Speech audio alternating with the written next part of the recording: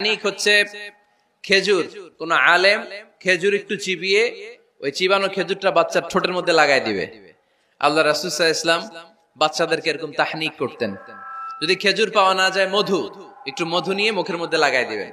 আধুনিক medical science এটাকে খুবই স্বাস্থ্যসম্মত বলেছে, হেলদি। কারণ বাচ্চা যখন দুনিয়াতে আসে তার নিউট্রিশন ক্যানেলটা মানুষ কেটে দেয়। তার নিউট্রিশন ক্যানেল হচ্ছে তার নাভির সাথে তার মায়ের জরায়ুর একটা কানেকশন। তার মায়ের জরায়ু থেকে সে এনার্জি পেত, নিউট্রিশন পেত। মানুষ যখন এটা কেটে দেয় তখন তার নিউট্রিশন সাপ্লাই বন্ধ হয়ে যায়, কিন্তু তার এনার্জি খরচ করার প্রবণতা বেড়ে যায়। সে এসে ওয়া ওয়া চিৎকার করে, চিৎকার মারতে তার এনার্জি লাগে। সে হাত পা ছোটাছুটি করে, তার এনার্জি লাগে, কিন্তু এনার্জি নাই। এনার্জি লাইন আমরা কেটে দিছি। তাই ইনস্ট্যান্ট এনার্জি সাপ্লাইয়ের জন্য বিশ্বনবী বলেছেন তাহনিক করে মুখে মিষ্টি ঢুকায় দাও। সুবহানাল্লাহ পড়বেন না? এখন চিকিৎসা বিজ্ঞানও বলছে নিউবর্ন বেবি, নবজাতক বাচ্চার মুখে যদি মধু দেয়া হয় বা খেজুর লাগিয়ে দেয়া হয়, ব্রেইন হ্যামারিং থেকে সে বেঁচে যায়। তার ব্লাড সুগার লো হয়ে যায়, কিন্তু মিষ্টিটা দেওয়ার সাথে সাথে এনার্জি সাপ্লাই হয়। সুবহানাল্লাহ পড়েন। আল্লাহর হাবিব সাল্লাল্লাহু আলাইহি ওয়াসাল্লামের কাছে কোনো বাচ্চা নিয়ে আসলেই বিষ্ণু সাল্লাল্লাহু আলাইহি ওয়াসাল্লাম বলতেন, এই খেজুর নিয়ে আস। কে নিয়ে আসো? খেজুর আনলে একটু চিবিয়ে বাচ্চার মুখে খেজুরের রস ঢুকায় দিতেন। আল্লাহ রাসূল সাল্লাল্লাহু আলাইহি ওয়াসাল্লাম আগে আগে মদিনায় চলে আসলেন। আয়েশা রাদিয়াল্লাহু তাআলা আনহার বড় বোন, আম্মা জান আয়েশার 13 বছরের বড় আসমা বিনতে আবি বকর, উনি গর্ভ ধারণকারী অবস্থায় মক্কা থেকে মদিনায় হিজরত করে আসলেন।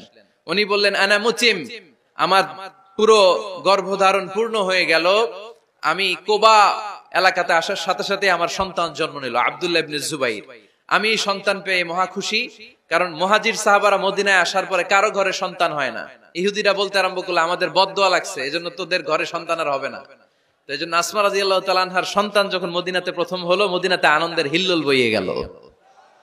উনি ওনার সন্তানকে নিয়ে বিশ্বনবীর কোলে দিলেন। বিশ্বনবী বললেন, এই খেজুর নিয়ে আসো তো। খেজুর নিয়ে আসা হলো। বিশ্বনবী খেজুর চিবিয়ে বিশ্বনবী লালা সহ খেজুরের রস আব্দুল্লাহ ইবনে জুবাইরের মুখে ঢুকায় দিলেন।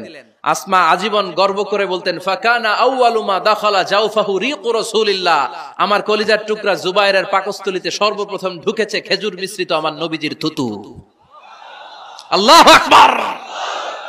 এজন্য নবজাতক বাচ্চাদেরকে আলেমদের কাছে নিয়ে গেলে দেখবেন আলেমরা খেজুর নিয়ে বাচ্চার মুখের মধ্যে লাগায় দেয়। বাচ্চাটাকে সুস্থ রাখে কে? Be a part of our vision. Do listen and share the khair. Be with our official social media handle for latest updates.